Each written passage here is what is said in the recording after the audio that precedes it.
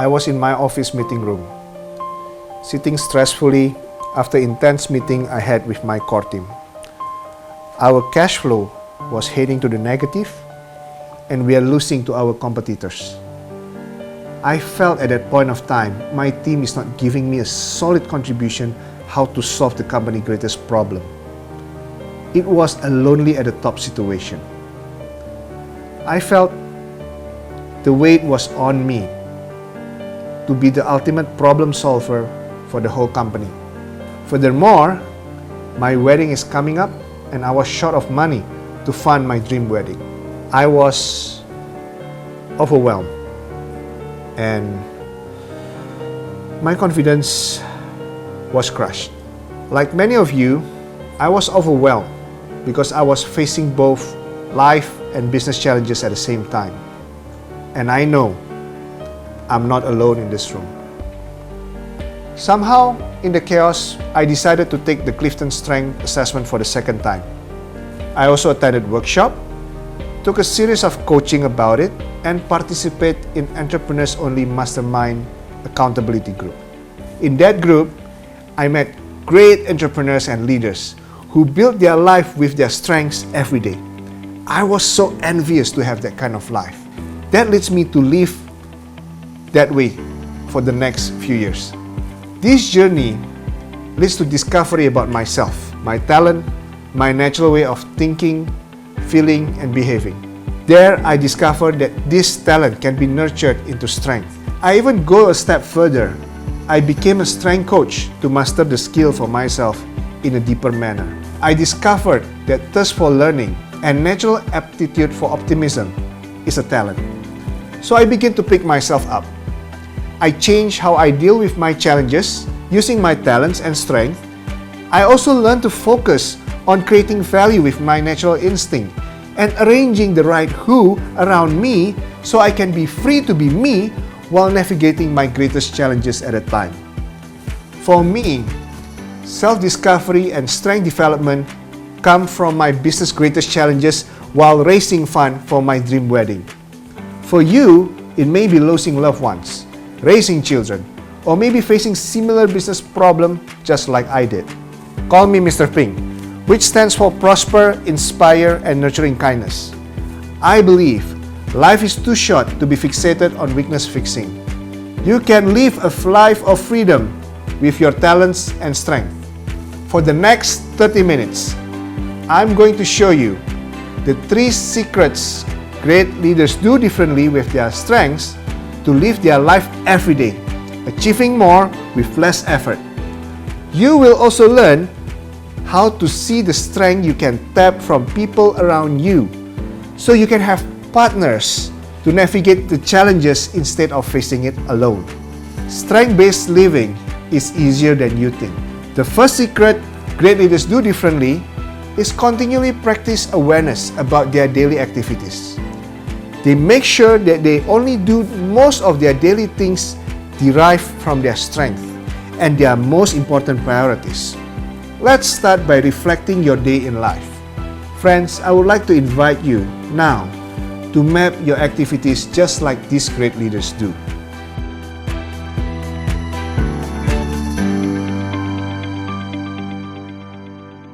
The first thing I would like to talk to you about is how to first map your daily activities into 2x2 metrics, measuring your skills and your love-hate relationship with it. We call this passion.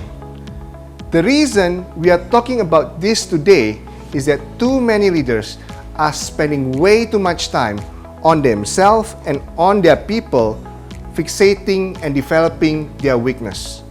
These are the activities that they have no or little passionate creativity juice in it. So by doing more of that, it's causing unhappiness, mental stress, broken spirit, maybe even broken heart, due to the unfruitful struggle that you get as you try to fix on your weakness. Everyone else in the world is telling you from the day of your youth, always fixing on your weakness, fixing on what is wrong with you. So if this is something wrong with you, let's give you more of that training. But I'm saying, screw that. Look at what is right with you. Look at that natural feeling, thinking, and behaving in anything that is good you do. Let's work on your good and let's make it great. Now, there is a window of opportunity to stop struggling fixing what is wrong with you right now. This ends by starting to focus on what you already naturally good at. One thing that you need is a clarity about what are those creative righteousness within you. This righteousness is hidden amongst your daily activities, even those that you feel or seems like mundane. Things like arranging your wardrobe according to the color code. And here are some of the specific things you can do right now to improve your good talents to great. Now, let's start about thinking about your day. I want you to list about at least 20 things you do in a day. These things can be both personal and work tasks. A simple task like walking the dog, doing your administrative work, meeting customer, and doing a strategic thinking on your own, or having a daily huddle with your team. Just write down what comes to your mind quickly. So now I want you to pause this video and start listing. Now that you have at least about list of 20, it doesn't have to be perfect, having every single task written in detail. I just want you to have a general idea about your day activities. Now, next, I want you to map with alphabetical score. I want you to put alphabetical score from A to D for each of the activities. Here is how the scoring works. I want you to put an A in the activities that you love and you are good at it. So, you are so good that these activities feels like you are closing your eyes and you shoot and you still get a bullseye. For example, I put a coaching session here with my client as an A. I really felt great doing it and my client loved it, and it's something that I want to do again and again. Furthermore, my wife is always be able to spot my most happy coaching face like this, or maybe even more. So this is what I call your ACE zone. Next, I want you to put a B on the activities that you love, but you may not be good at it. Or even worse, you are actually bad at it, but you have that passionate and you felt thrilled to learn and master it. So this is your B. For example, I'm not very good with numbers, and especially doing it with Excel. But ever since I started to learn about financial modeling, I enjoy and get curious about the process of making financial sense of the numbers as something that can be turned into a data story that are actionable and strategizable. So at least I will mock it up simply and pass it to my IT to execute it technically. This is what I call your becoming zone. Now, I want you to put a C on the activities that you are good at it, but you hate it, or you feel nothing when you're doing it. Let me tell you, my personal C activities is warming up a lead into prospective buyers. I like to meet people, but I don't really enjoy that one-on-one interaction. This is your creative zone. Then, finally, you put a D on the activities that you are really bad and you really hate doing it. My personal D activities is usually related to administrative chores. This is where I have a personal assistant to do it for me. So this is what I call the drag zone, because you feel like being dragged and you feel dragged doing it. So after you put a score on each of the activities, I want you to take a breath. Take some time, arrange it into the 2x2 matrix in the worksheet like this. So I'm going to give you some time, map it out. But that's all I have to say about that. So now let's move on to our next topic.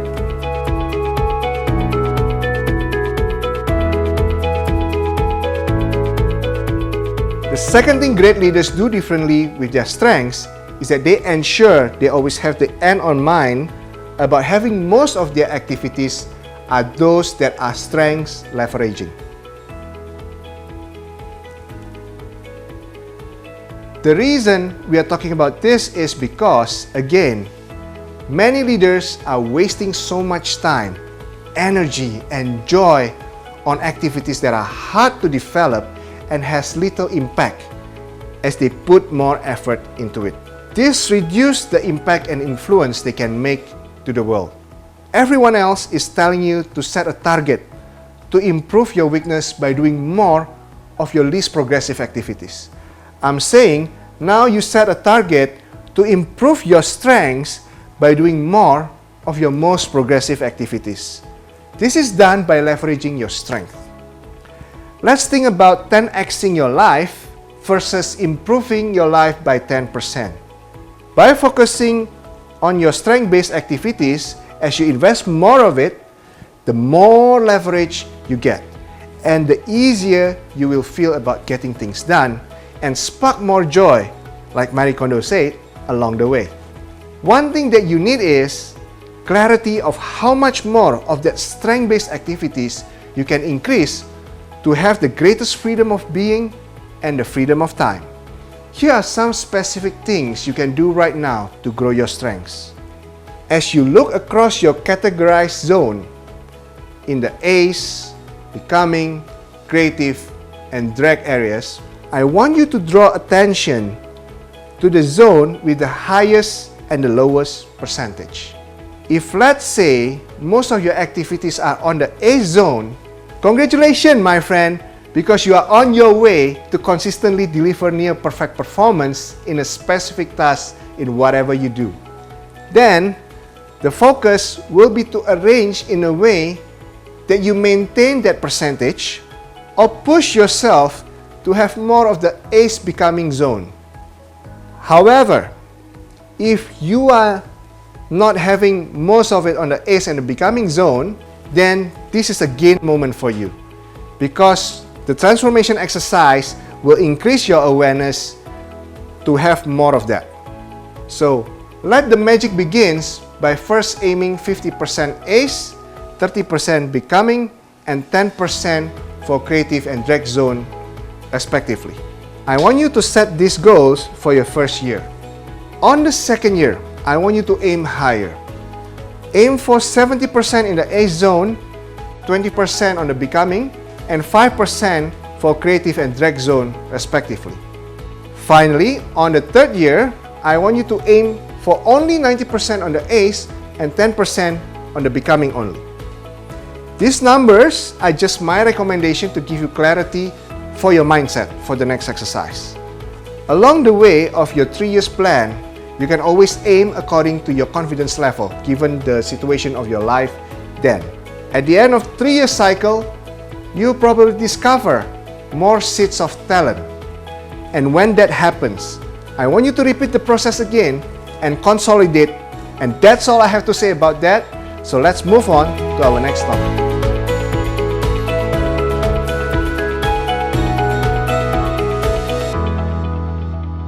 The last thing great leaders do differently with their strengths is that they always start asking the who, not how. The reason we are talking about this is because it is easier to think and do with the who, not how. When you think about the how, the learning curve to master and do it can discourage you to proceed if you don't have enough passion, especially if those activities are the area that you are not very good at, or even your weaknesses.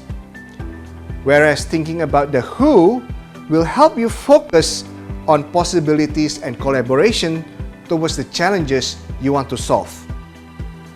So the comparison between the who and the how lies in the technical execution of the how of it. Everyone else is telling you that if you want to get the job done right, you got to do it yourself.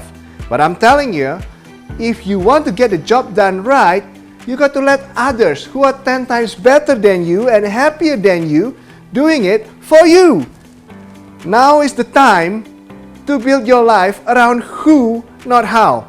So you can free your time and energy to focus on creating bigger possibilities and impact.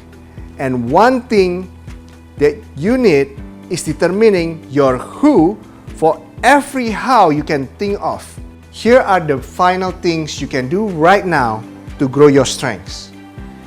Now that you have both your current state and the future intended state, let's plan the who, not how, so you can achieve your goal faster.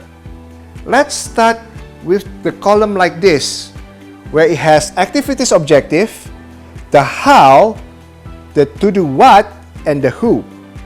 For example, the objective is I want to free more time for my coaching.